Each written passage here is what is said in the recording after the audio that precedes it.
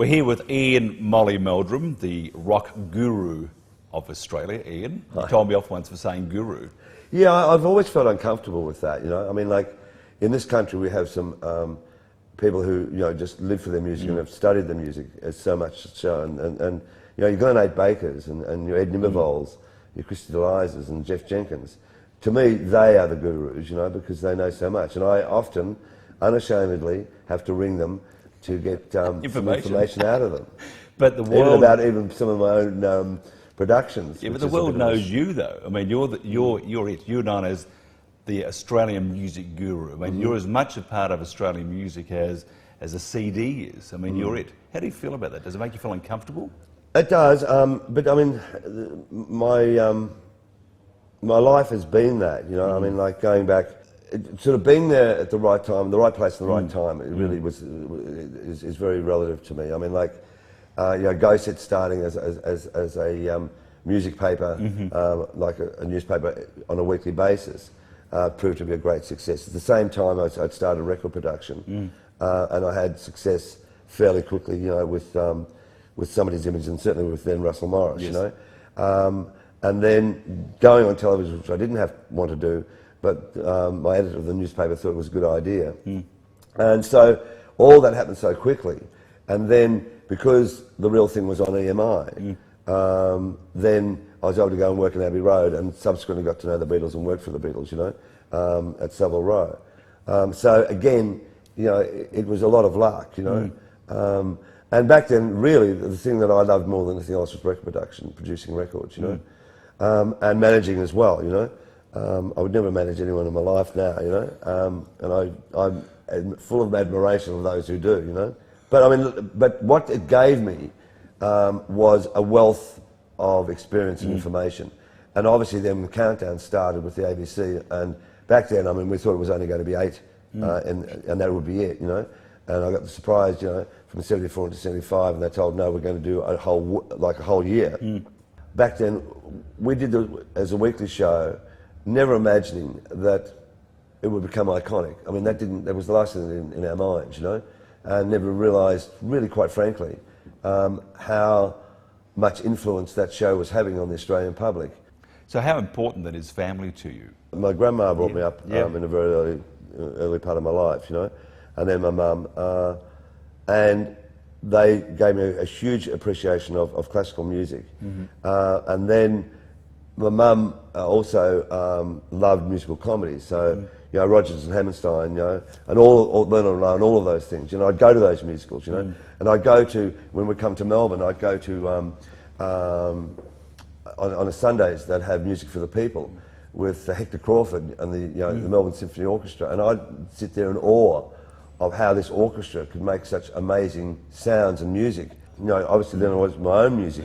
The Beatles, the Rolling Stones, and whatever. I would listen in awe, and I mean in awe, of like a Beatles record, of what they would do, and then obviously as they worked with George Martin, and you know, then suddenly Sgt. Pepper's and the Magical Mystery Tour, those two things had a major influence on my life, you know, and that's when I wanted to be a record producer, you know. So how do you find, though, personal side of things, how did you find, though, having the whole world, Australia and the world, being such an integral and intimate part of your life? Did you feel at times it was like too much? No, it was a ride. You know, I mean, like getting to London my first time, and basically writing for Go Set and doing some television interviews, but then working at EMI, you know, my second trip at Abbey Road, was a dream come true, right? And then, you know, ultimately working in Savile Row as a junior publicist, what it was, you know, and getting to know, you know, the Beatles, and getting then the world exclusive with John and Yoko of basically the Beatles breaking up, just opened up a whole new area for me. But I guess then Countdown was then a great vehicle, because here was a show that was having major influence. It was slightly designed off Top of the Pops in England, but it found its own niche because we were playing and making videos. Like, you know, that probably one of the most famous videos we ever made, which was just, I think it cost about $300 at the time, was getting the truck down in Swanson Street, just down here with the tram, and you know, putting AC/DC on the back of it. it's a long way to the top. And I read recently it's one of the most played videos ever in the history of music. You know, suddenly we had a lot of influence. You know, and I hated that in a sense because I always worked as I had with Go Set and with the television shows I'd done beforehand, Commotion and Uptight, as a team, and it was always a team with me. And so that would irk me if people would say, "Oh, Molly's influence," or "He's one of the most influential people." Not so, because I was working with a team of people. You know. You've had some amazing moments on TV. Yeah. I have to say the funniest one I think I've ever seen was with Prince Charles. How's your Yeah, it mum? was funny because I was reminding Spicks and Specs yesterday because that week was a horrendous week for me because I only got back the night before I had to do that interview with Prince Charles, and at that time was 1977.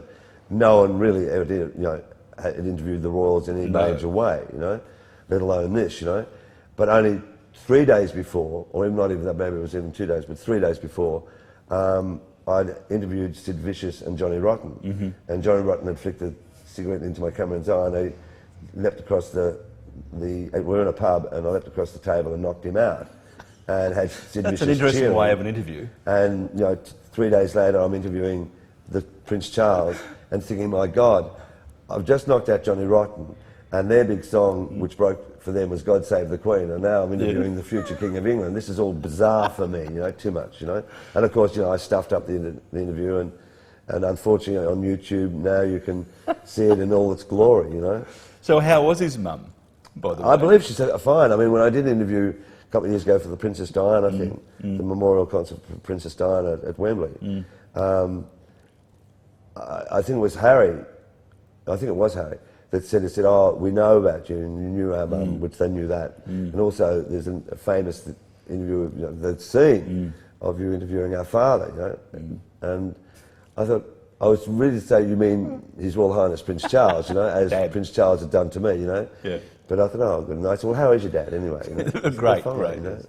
Okay, just imagine if the Australian public was to, in a word, describe Ian Molly Meldrum in one word, what word do you think they would use? Eccentric. Okay, now what would Ian Meldrum describe Ian Meldrum as in Lucky. one word? Lucky. It's been a pleasure. I'm very lucky to have you here. Thank you. And we'll talk again later. For sure. Thank you, Ian. Okay. What makes a celebrity glamorous? We'll find out next on Who's Who Speaks with Mike Ryan.